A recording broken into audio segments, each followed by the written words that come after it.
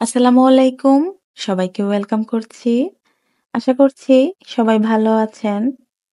খুব মজার একটা ড্রিংকস বানানো শেয়ার করছি। এটা খেতে খুবই মজা আর হেলদি কারণ হচ্ছে সবগুলো উপকরণই স্বাস্থ্যের জন্য ভালো। শীতকালে এই ড্রিংকসটা খেতে খুবই ভালো লাগে। বাচ্চা থেকে বড় সবাই এটা খেতে পারবে। যেহেতু সবগুলো উপকরণই আমাদের স্বাস্থ্যের জন্য ভালো, বাচ্চাদেরও আসলে দিতে কোনো সমস্যা নেই। বানাচ্ছি হট চকলেট ড্রিংক। আমাদের দেশে যদিও এই খাবারটার প্রচলন খুব বেশি না, তারপরও আমি যেভাবে বানাচ্ছি বাসায় কিন্তু খুব সহজে বানিয়ে খাওয়া যায়।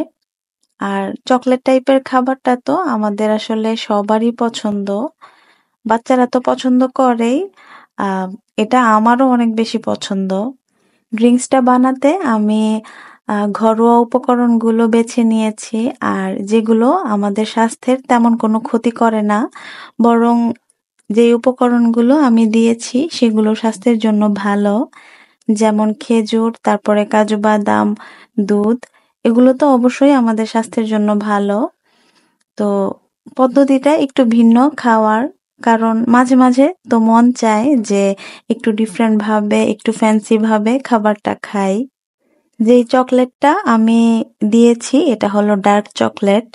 আর খেজুর, কাজু বাদাম, দুধ দিয়ে আমি কিছুক্ষণ ভিজিয়ে রেখেছিলাম যেন এটা নরম হয়ে যায়। পরে সাথে আমি 1 চামচেরও কম কোকো পাউডার দিয়ে ব্লেন্ড করে নিয়েছিলাম। তারপরে তো এখানে প্যানের মধ্যে দুধ দিয়ে আমি মিশ্রণটা অ্যাড করে নিয়েছি। এটা জাল করে নিব। আর সাথে যেই ডার্ক চকলেটটা আমি কেটে রেখেছি সেটা অ্যাড করে দিব। এখানে আমি আর এক্সট্রা কোনো ধরনের মিষ্টি ব্যবহার করিনি। কারণ যেহেতু খেজুর, তারপরে হচ্ছে কাজু বাদাম, এগুলোতে প্রাকৃতিক মিষ্টিটা আছে।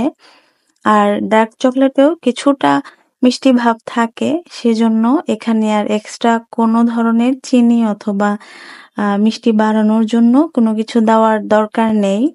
কারণ এই ড্রিঙ্কসটা একটু সুইট, তারপরে একটু বিটার টেস্টের হলেই আমার কাছে ভালো লাগে।